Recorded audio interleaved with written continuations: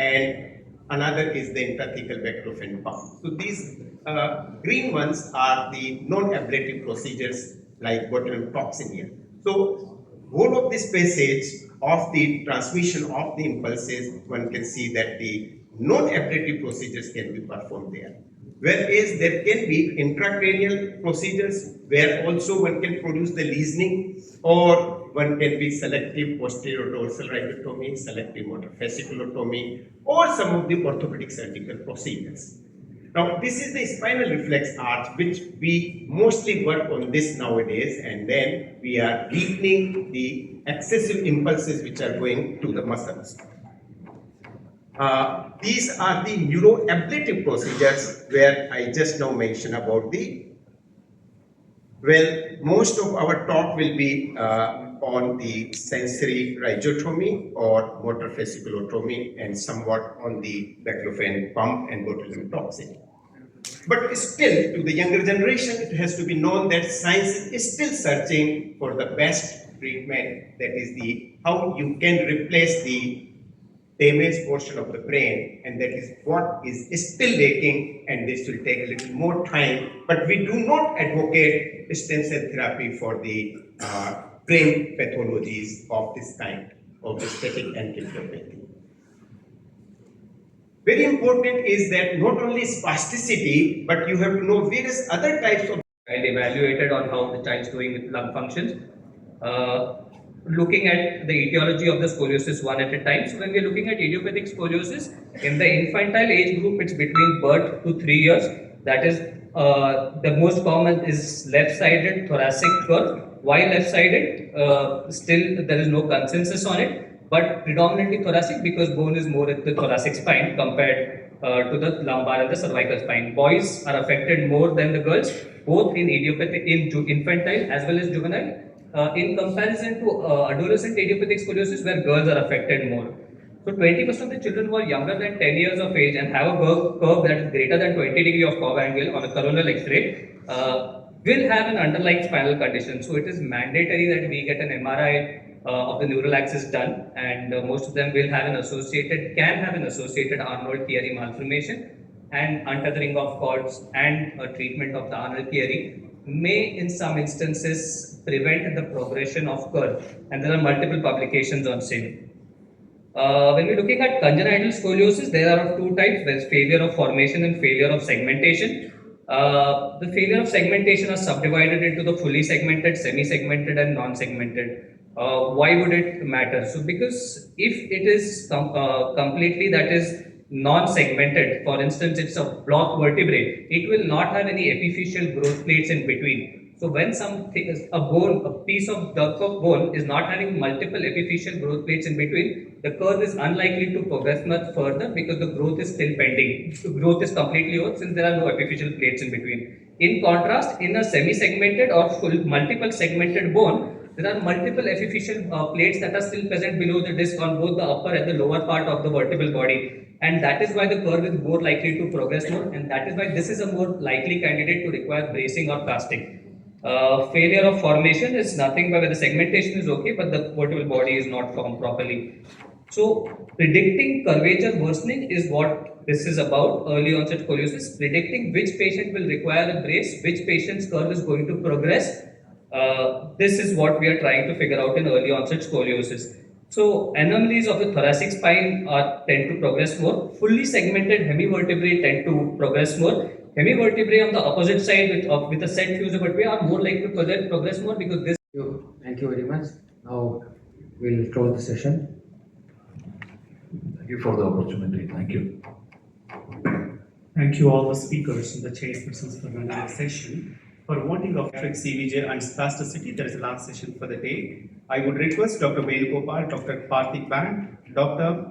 Jagannath Lal for chairing the session. Treatment and provocative testings are required in certain scenarios. Limitation of implants and external immobilizer is challenging. Internal fixation fusion gives good long-term results, and complex anatomies may require intraoperative technology and guidance, like an OARM or an 3D CM.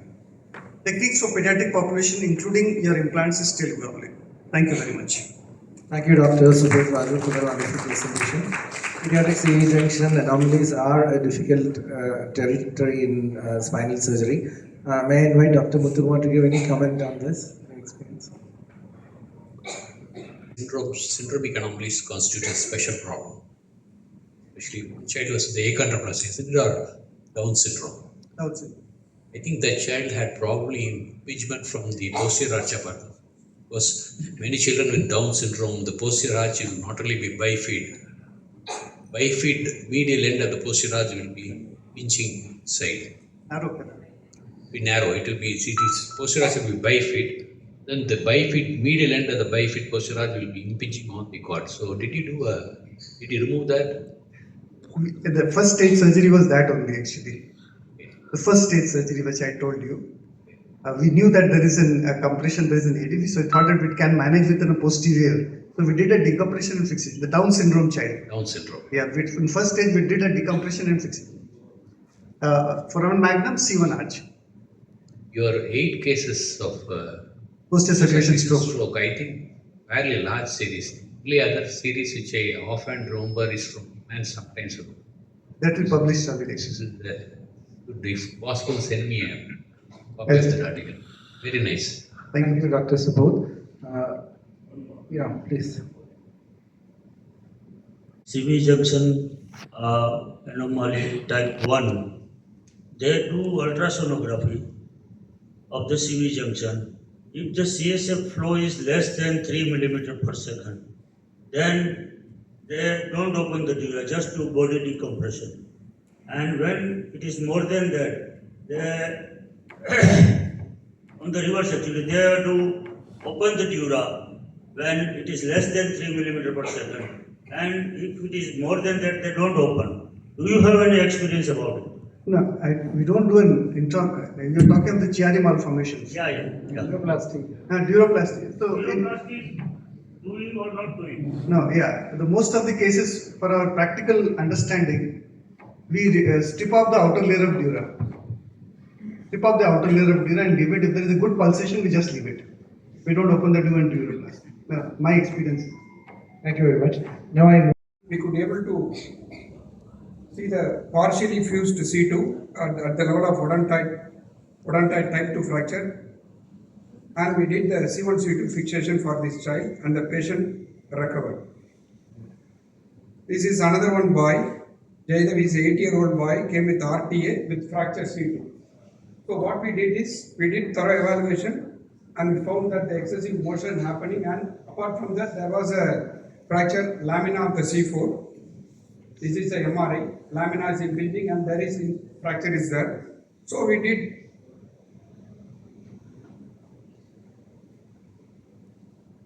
C1 lateral mass and C2 pedicle screw fixation. But post-operatively the patient complains or keep on complaining pain. So post-operative X-ray showing the whole segment is moving over the C3. That is the reason that this instability is causing all the problems. So what we did, we have incorporated C3, C4 also here, C1 to C4 fusion, and the child recovered well, pain gone. So always concentrate on look for transverse ligament injury. If there is no fracture or suspicious of fracture, or if there is a suspicious of transverse ligament injury, later on it will lead on to instability. Even without fracture, sometimes a transverse ligament. At the same time, it is not a kind of a life. Akbar says to Anarkali that Salim tumhe marne nahi dega aur hum tumhe jeene nahi denge. So the disease doesn't kill them, but the kind of the morbidity which they have, the life is miserable. Once you go into this field, the families, everybody get affected, and a slight blessings of us and some possibility of improvement motivate them for the physical therapy, which is the ultimate thing to improve the balance and the control. And Raghavendra was telling me, which I showed this slide perhaps many years ago, that how hard work this lady is doing, changing the shape of an iron into a useful utensil.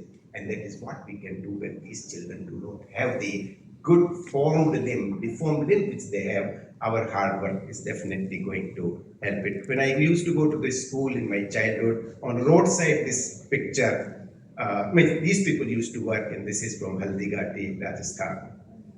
So we started in Tokyo also, we gave a time, that time nobody was doing any kind of surgery. Thanks to Dr. Jogi Bhattasaap, who invited in Florida, and we gave the lecture on this SMF. He is doing SPR, but not the SMF.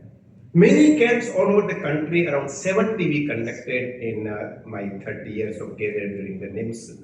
And ultimately the happiness is everything in life. And somebody said that, why don't you take up this particular subject? Then my wife said, this is very difficult. There is no patient there. As such, you are not able to run your clinic here in Hyderabad. Then she said, why don't we go to a village? We went to a village thinking there will be no competition. We will have a lot of work. We invited the farmers. They came after eating everything. While going, they said, doctor, you will die of starvation in our village. I said, how come I will die of starvation? That was not my condition even in Hyderabad. They said that here in our village we do a lot of yoga and Hasta yoga and whatnot. So nobody falls sick, but to my fortune, one funeral was going from there. I said, see, your villager has fallen sick. That is why he died. No, he said, doctor, you have mistaken. He is not our villager. He is the doctor who was practicing before him.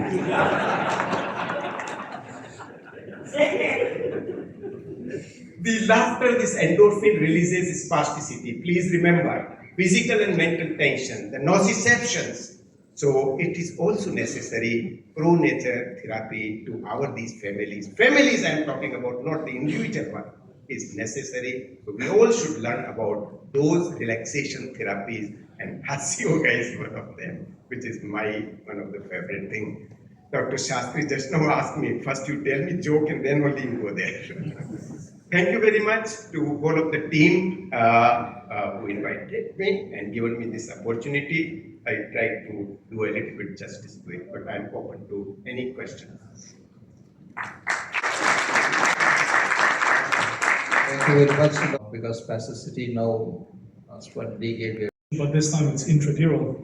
And so we then took her back to theatre, did a L2-3 laminectomy, the midline duotomy, and piecemeal debulking of this fairly heterogeneous tumor, which, as most osteosarcomas have, had quite a few calcifications within it.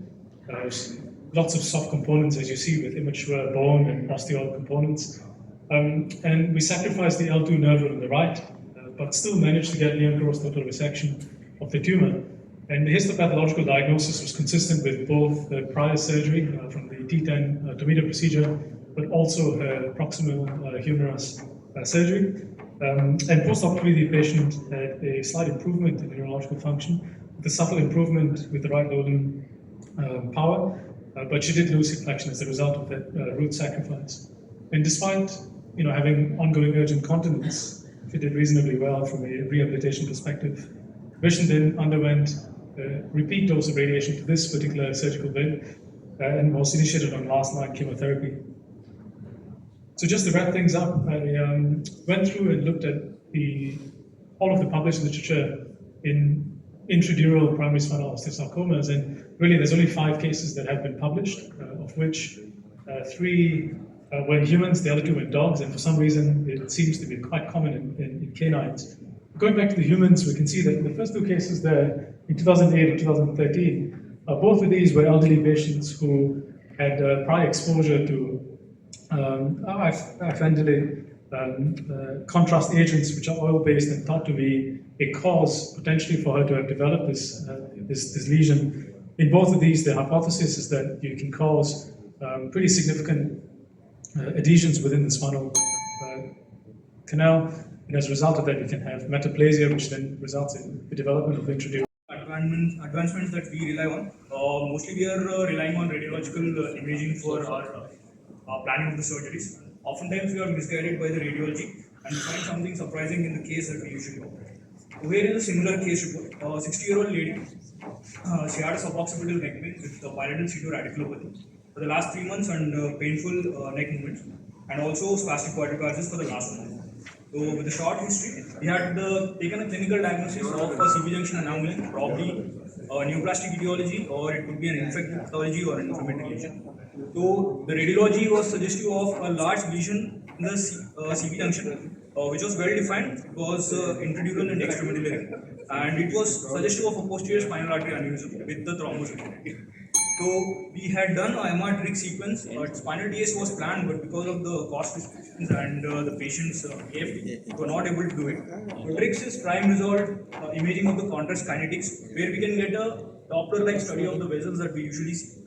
So there was a flow through the lesion, suggesting the possibility of a thrombosed aneurysm of the posterior spinal artery. So with this being a rare case, so we were very hesitant while operating also. Here we can see that we have performed the C1 posterior arch removal and the C3 laminectomy. And we can see in this starting image that it is covered by the arachnoid. So following the excision of arachnoid, we can see that a well-defined lesion, and intraoperatively we couldn't find any vascular communication, and it was just a plain nerve tumor of the C2 nerve, and it just popped out of the place. So the cord was repositioned, and we can see in the cross section that there is a thrombus within the tumor. This being a cystic schwannoma with a hemorrhage within it, so it is very rare actually, and the HP is also sensitive of a cystic schwannoma. So such lesions may be misdiagnosed, which can delay or prevent optimal treatment. A spinal TSA would have clinched our diagnosis, but because of the restrictions, we couldn't do it. So the imaging armamentarium should be inclusive of both invasive and non-invasive modalities conveniently. Thank you. Next, Vishal Paul.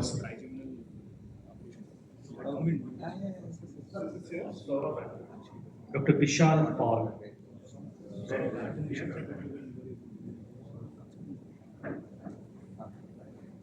I'm going to present a rare case of skeletal metastasis of a neuroendocrine tumor.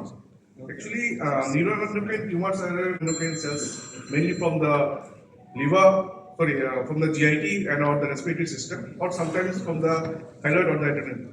And it's, if it is metastatic, it usually spreads to liver, lymph node, and the spleen.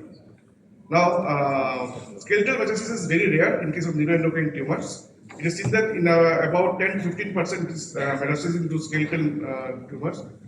And here I'm going to present the case of a 59 years old male who came to us with a history of neck pain and spastic quadriparesis for 4 months. We did MRI of the patient, which showed that there is a contrast enhancing compressive myelopathy C5 posterior element, and we have planned for surgery. We did C4 C5 laminectomy with near total excision of the tumor. Intraoperatively, we found the tumor was eroding the C5 spinous process, which spreading to bilateral lamina, and also it was attached to dura. So the tumor was pinkish and moderately vascular and tenacious. The squash cytology came out to be a round cell tumor. And so we gave out the rest of the tissues for biopsy, but the biopsy came out to be metastatic small cell type of neuroendocrine carcinoma. To rule out the primary, we did immunohistochemistry and also PET scan, which came out to be the primary was both pancreatic head tumor and also thyroid was involved. So it's seen that the neuroendocrine tumors metastasis occurs depending on the size of the vertebra. If it is for skeletal metastasis, the larger the size of the vertebra, the larger the involvement. So more commonly the lumbar followed by thoracic, and to the cervical spine it is very rare. So till now, 47 cases have been reported of skeletal metastasis by neuroendocrine tumor, and of them, 10 cases have been of the cervical spine metastasis, and all of them, most of them involved the vertebral body.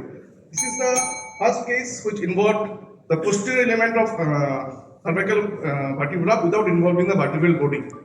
So, and also skeletal range of spinal disorders, trauma and infection. It also allows direct visualization of the anterior thoracic spine for optimal lesion resection and the placement of anterior graft and instrumentation. Here I present a series of 3 cases which were operated in our institution. My first case is a 20-year-old female who presented to us with bilateral lower limb weakness and urinary incontinence. After clinical and radiological examination, he was diagnosed as a case of tubercular spine along with kyphotic deformity. Here we can see there is we approached a case transthoracically and placed a cage in the lever after corpectomy. Similarly, rest 2 cases we also approached the same transthoracic approach in patients of Cox spine.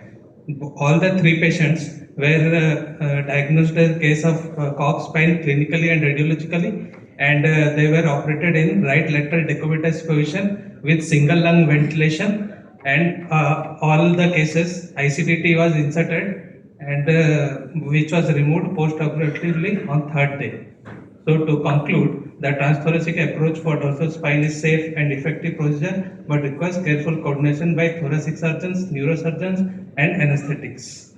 Accurate and meticulous surgical planning and careful surgical technique is the key to yield a good outcome to reduce the risk of complications. Neurosurgeons should be aware of this approach and should use it without hesitation. Thank you. Swami, thank you for the opportunity given to me to present this case report of sacral chordoma with scoliosis. As you all know, sacral chordoma is a common primary sacral tumor, but it may be either associated with the reactionary scoliosis, but in this case, a patient had a scoliosis which was not related, there was no spasm of the muscle, or there was no reactionary scoliosis. So, I am presenting a case of 54-year-old male patient who presented with the complaints of low back ache for several years.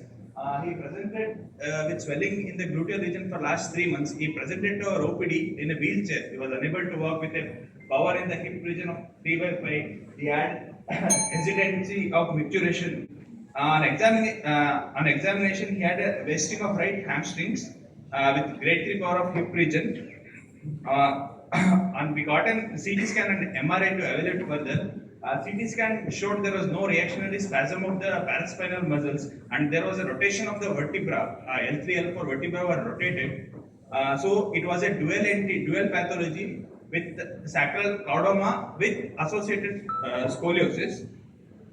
So the main problem or the things we discussed before approaching to the surgery was, even if it is a reactionary scoliosis, if we correct the main pathology, scoliosis will correct on its own. But since this patient has a rotation of the vertebra, we have to address both entities together to give a better functional outcome to the patient. So we underwent a subtotal excision of the sacral chordoma. As it was a very large size, complete excision was not possible. We did a subtotal excision with stabilization and correction of the scoliosis of the patient. Post-operatively, the patient has a very drastic, very good improvement. He was able to mobilize with minimal support. He had a better functional outcome. To conclude, this case demonstrated a rarity of coexisting conditions of sacral chordoma with spinal deformity. The stability of sacropelvic fixation on a corrected and deformed spine differs, because if we have fixed that sacral chordoma with a scoliotic spine, patient would have further difficulty in the function. So we corrected both scoliosis and the this sacrospinal fixation was done. So patient had a better functional outcome. On follow-up also, patient came walking to our OPD on the follow-up. Thank you, sir. Will be followed by dinner, for which everybody is invited. Sri Satvika Garu, Kuchipudi dancer with 17 years of experience, B-grade artist from Doordarshan, and performed on stage more than 1500 programs across the world. And Sri Satvika Garu is being awarded with Nandishwar Purashkar. I would request Sri Satvika Garu to come onto the stage. I'd just like to clarify, dinner is for all delegates, not just the faculty. So I know what it says in the book, but everybody's invited.